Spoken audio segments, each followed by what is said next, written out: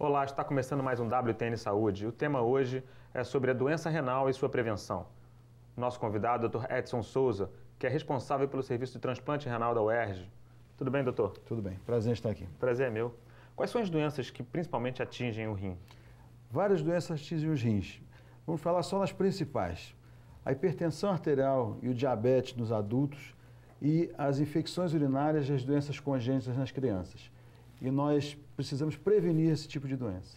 Certo. Essas doenças crônicas, como o diabetes e a hipertensão arterial sistêmica, são doenças que ao longo do tempo vão degradando os órgãos-alvos, e um deles é o rim. Exatamente. Como acontece esse tipo de lesão ao longo do tempo? Então, tanto a hipertensão como o diabetes, elas vão lesando o rim. Os rins é como se fossem esponjas, é como se fosse uma série de vasos. Todas essas doenças, hipertensão e diabetes, são doenças que atingem os vasos. Atingem a retina, atingem a carótida, atingem as artérias do cérebro, atingem o coração e atingem os rins também. É como se os rins fossem sendo martelados, né, por aquela pressão alta diariamente. E a pessoa não sente absolutamente nada. Quando a pessoa vai ver, o rim já parou de funcionar. O diabetes também, o aumento da glicose no sangue, existe uma série de substâncias que vão sendo degradadas a partir da glicose e que vão lesando o rim, e com 10 a 20 anos os rins estão completamente lesados. Conclusão, uma doença silenciosa. Exatamente. Como é que a pessoa se atenta para esse tipo de doença? Tem que fazer um exame preventivo? Tem algum sinal ou sintoma que o indivíduo sinta precocemente? Isso. Todos nós sabemos como é a nossa urina. Nossa urina é clara, nossa urina não espuma, nós urinamos 4 a 5 vezes por dia. Então, se vocês tiverem urina espumosa, a urina escura, a urina avermelhada, vontade de urinar toda hora, ardência a urinar, são sinais que podem estar indicando uma doença renal. E aí, existe algum exame simples que se pode fazer, ou o indivíduo tem que procurar o nefrologista logo de início para se preocupar com uma insuficiência renal ou com uma doença mais grave? Isso. O exame de urina simples, ele detecta uma série de alterações. Então, você não precisa ir num nefrologista, um clínico geral, um cardiologista, um urologista pode pedir um exame de urina, e nós estamos reforçando a dosagem de uma substância chamada creatinina. Certo. Todos nós sabemos o que é glicose, que é o açúcar no sangue. Uma série de pessoas, a maioria, sabe o que é colesterol, que é a gordura, mas poucas pessoas conhecem essa substância que todos nós temos. Ela é barata de dosar e ela é filtrada normalmente no nosso sangue, no nosso rim. Certo. Quando o rim não está funcionando direito, ela se acumula e é facilmente dosada. O valor normal é de 1 para os adultos e é de 0,5 para as crianças. Reforçando só os sinais e sintomas de doença renal, nas crianças a anemia e a falta de crescimento, a deficiência de crescimento, a criança que não se desenvolve bem, né? que não desenvolve, também são sinais que podem indicar uma doença renal importante. O senhor comentou que os clientes podem procurar tanto o urologista, como o nefrologista, como o clínico, o cardiologista. Algumas pessoas, eu percebo na minha clínica diária, que ainda existe dúvida entre nefrologista e urologista. Você pode explicar melhor essa diferença? A urologia e a nefrologia são especialidades irmãs. A urologia é conhecida há muitos anos. A nefrologia é chamada uma especialidade nova, porque só a partir do desenvolvimento da hemodiálise, que é aquele sistema que filtra o sangue, é que surgiram os nefrologistas. Então, a urologia é uma especialidade cirúrgica, a nefrologia é uma especialidade clínica. Certo, quer dizer, quando o indivíduo tem um problema renal clínico, o nefrologista é quem trata. Exato. E quando ele tem um problema renal cirúrgico, é nós urologistas que tratamos. Isso. Né? Que fique bem claro. Fique bem claro. Mas esse bate-bola, vamos dizer assim, é fundamental. Claro. Algumas doenças, tanto o urologista como o nefrologista podem tratar. Por exemplo, uma infecção urinária, tanto o urologista como o nefrologista podem tratar.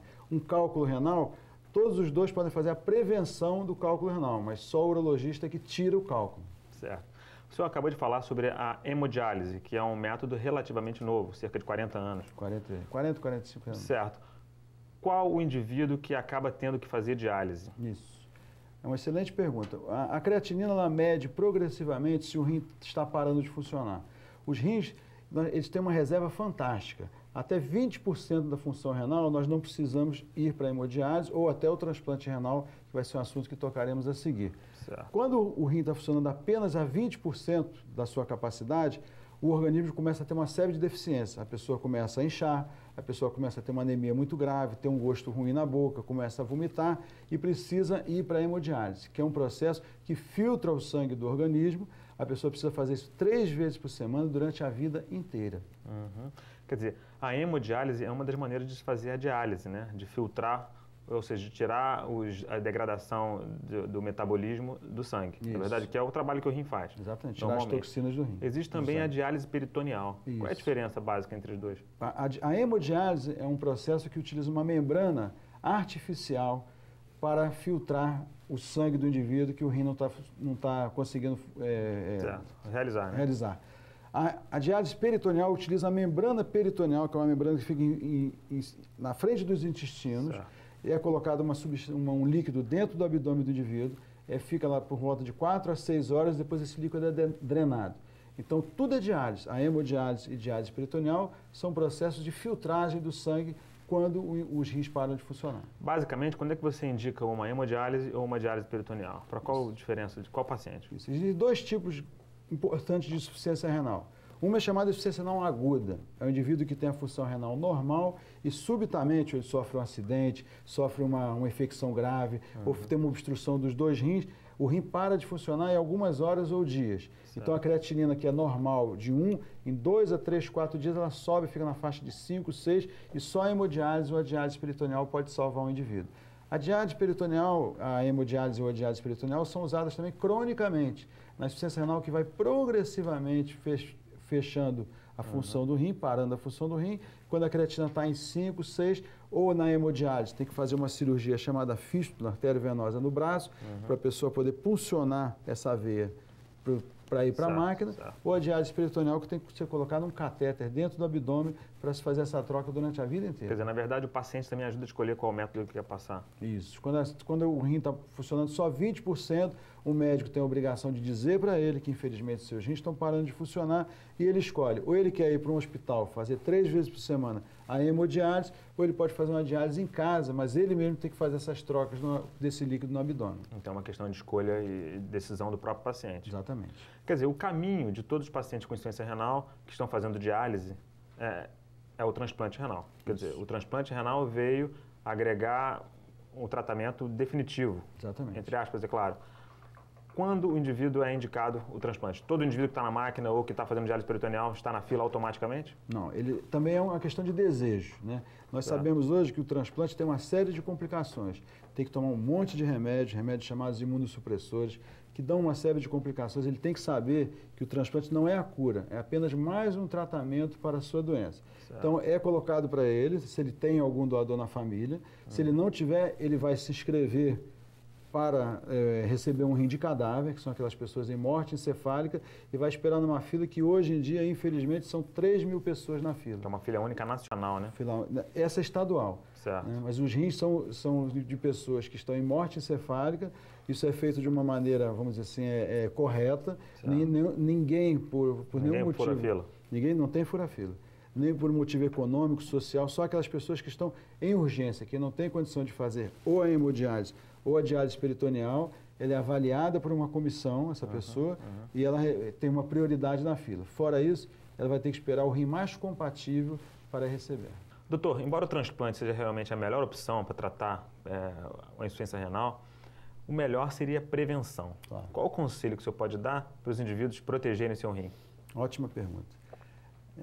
Nós falamos em hipertensão, falamos em diabetes, falamos em infecção urinária. Certo. Então, justamente, as pessoas que sabem ser hipertensas têm que controlar a pressão. As pessoas que sabem ser diabéticas têm que controlar o seu diabetes. Nós temos que controlar hoje em dia a obesidade, nós temos que fazer exercícios físicos, temos que identificar se temos uma infecção urinária e tratar da infecção urinária. Ou seja, a prevenção dessas doenças vai prevenir a doença dos rins. E dosar, eventualmente, a sua creatinina no sangue, saber se ela está normal, e fazer um exame de urina. Quer dizer, o indivíduo zeloso, então, pode nunca precisar de uma hemodiálise, de um transplante. Pode viver a vida inteira com um rim saudável. Nós podemos prevenir a progressão dessa doença. Existem remédios também. Né? Hoje em dia, não só o controle da pressão, existem remédios específicos para diminuir essa progressão. Certo. Então, hoje, antigamente, há 10, 20 anos atrás, nós cruzávamos os braços e esperávamos que o rim acabasse. Hoje não. Hoje nós temos como prevenir a progressão da doença renal. E o melhor caminho é procurar um nefrologista o quanto antes. E um urologista, um bom clínico geral. Doutor, foi um prazer ter o senhor aqui. Prazer foi meu. Me mostra essa camisa aqui. É uma campanha? É uma campanha que nós estamos divulgando a necessidade da dosagem da creatinina. Para que os médicos peçam a dosagem da creatinina dos seus pacientes. Que a população conheça essa palavra, creatinina. Ok. Foi um prazer enorme ter o senhor aqui. O prazer foi meu. A gente fica por aqui com WTN Saúde. Clique nos nossos extras e não esqueça dos links. Até a próxima.